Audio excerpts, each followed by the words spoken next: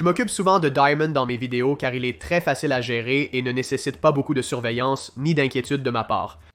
Qu'en est-il des reptiles plus difficiles à gérer? Passons en revue les 5 espèces les moins faciles à apprivoiser. Je m'appelle Adam, voici Diamond. Vous regardez Weekend's Wicked Reptiles. Restez avec nous, à bientôt.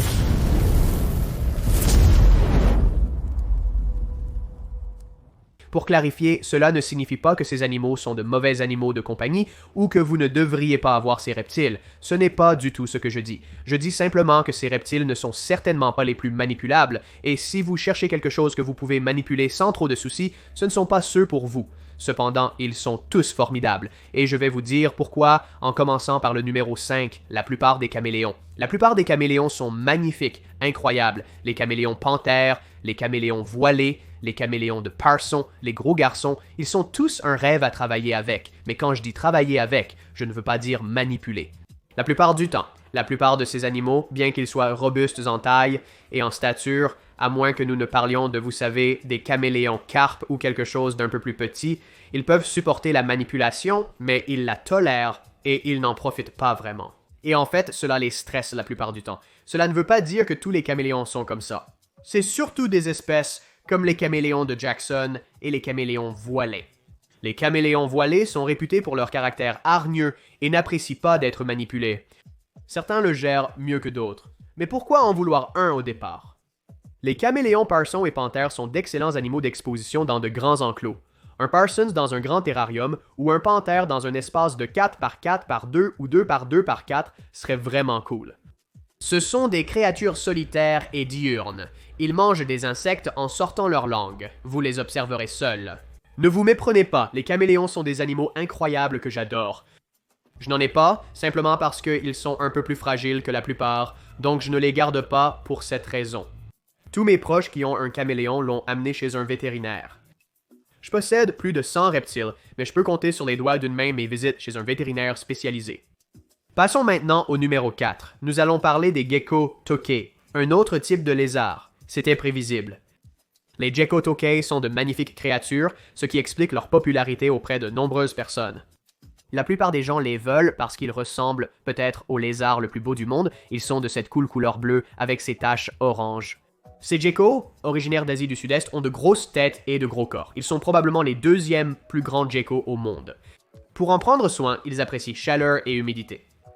Imaginez des pays comme la Thaïlande et l'Indonésie. Et en plus du fait qu'ils sont beaux et amusants à regarder, ils peuvent sauter partout et vous pouvez les nourrir à la pince si vous les stimulez vraiment.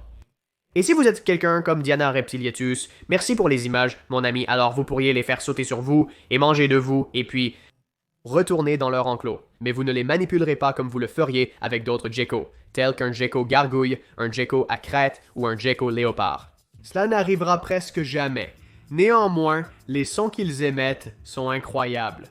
Le son, le tokay, c'est comme ça qu'on les appelle, les geckos tokay.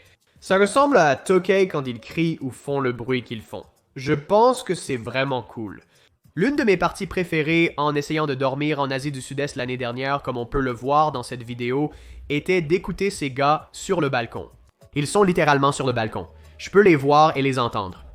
Et ils crient juste. Et c'était une sorte de beau son, pas ennuyeux.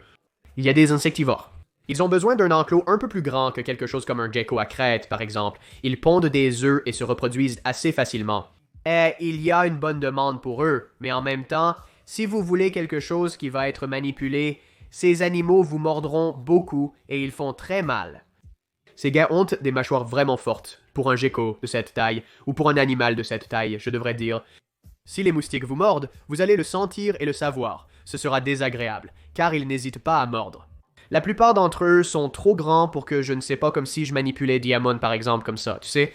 Et il est un peu paresseux, donc il ne va pas marcher main sur main, mais je peux le manipuler, tu sais, et le mettre sur mon épaule, peu importe une tortue, pas tellement, vous allez les ramasser et ils vont paniquer. Ils n'aiment pas être ramassés, ils n'aiment pas être sur le dos. Évitez de chatouiller leur ventre, ils n'apprécieront pas. Les tortues ne sont pas des animaux à manipuler, mais plutôt de grands animaux avec lesquels interagir au sol. Si vous avez quelque chose de grand, comme une sulcata ou quelque chose d'un peu plus petit, comme, je ne sais pas, une tête de cerise, un pied rouge, peu importe, ces animaux peuvent être interactifs. Ils sont parfaits pour interagir, mais pas pour manipuler parce qu'ils n'aiment tout simplement pas ça. Maintenant, pourquoi vous voudriez une tortue? C'est parce qu'elles sont vraiment amusantes. Imaginez comme un chien qui, je veux dire en réalité, combien de fois prenez-vous votre Golden Retriever, combien de fois prenez-vous votre Golden Retriever, ou Saint-Bernard, ou quoi que ce soit? Très rarement. Donc vous pouvez toujours interagir avec ces animaux, les caresser, les aimer et tout le truc, et vous pouvez faire ça avec ces animaux. De plus, vous pouvez interagir avec vos tortues en les caressant doucement, les observant, les touchant et en les laissant se promener dans votre jardin sous surveillance dans de chouettes enclos conçus pour elles. C'est amusant de les regarder manger. C'est amusant de les regarder se déplacer, car ils sont assez lents. J'adore les tortues. Je pense qu'elles sont incroyables. J'adore garder des reptiles à l'extérieur, et il n'y a pas beaucoup qui sont mieux pour cela que les tortues. Donc, avec cela dit, je veux dire oui, ne les prenez pas, je n'aime pas ça, passons au numéro 2, parlons d'un serpent. Les boas des arbres d'Amazonie, si vous savez ce qu'ils sont, passent 99% de leur temps avec un seul but dans la vie. C'est de vous mordre. Bien sûr, ce n'est pas vraiment vrai. J'exagère ici. Je parle un peu par hyperbole. Ces animaux ne veulent pas vous blesser, mais ils sont très défensifs. Et j'imagine que la raison est là que c'est un arboricole. Seuls les 5 à queue de singe font du bruit. Les boas des arbres d'Amazonie, une espèce arboricole, sont minces et ne sont pas très gros. Ils ont une petite circonférence et sont facilement blessés s'ils sont mal manipulés. Dans la nature, si vous êtes petit, vous serez défensif car beaucoup de choses voudront vous manger. Non seulement cela, mais ce sont des serpents très rapides. La portée de leur attaque est incroyable car ils sont si minces parce qu'ils n'ont pas beaucoup de circonférence.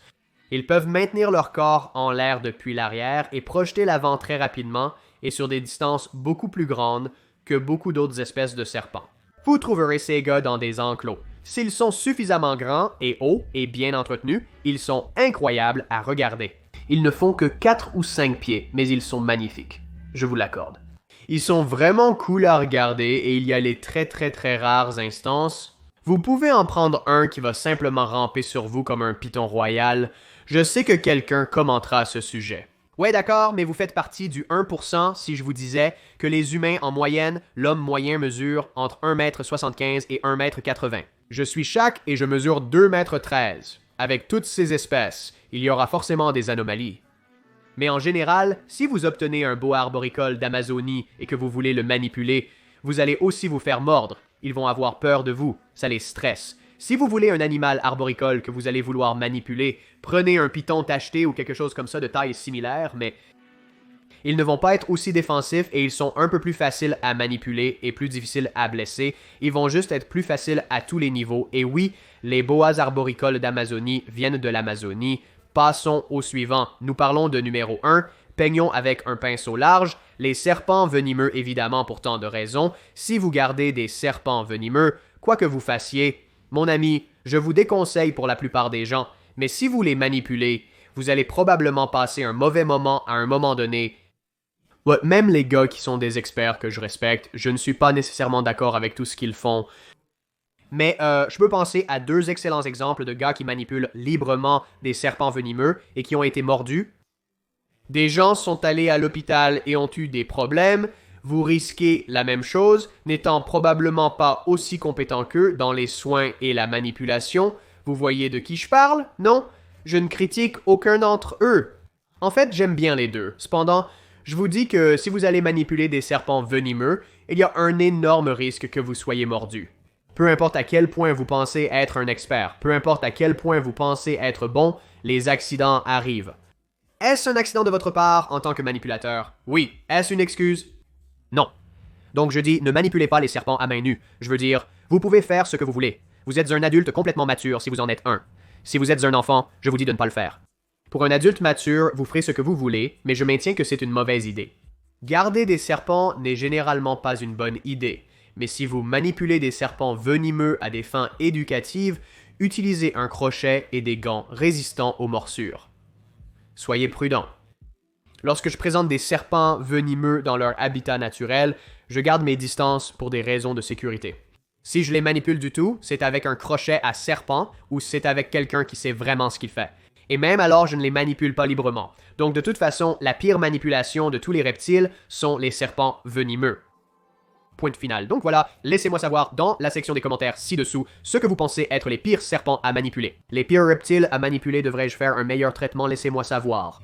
Et pendant que vous êtes là, veuillez cliquer sur j'aime et vous abonner, cela aide la chaîne plus que vous ne pourriez jamais le savoir. Et un merci spécial comme toujours aux supporters de Patreon, vous êtes incroyablement géniaux. Vous obtenez des vidéos en avance, des réductions sur les produits dérivés, vous obtenez tout cela et plus encore pour aussi peu qu'$1 par mois.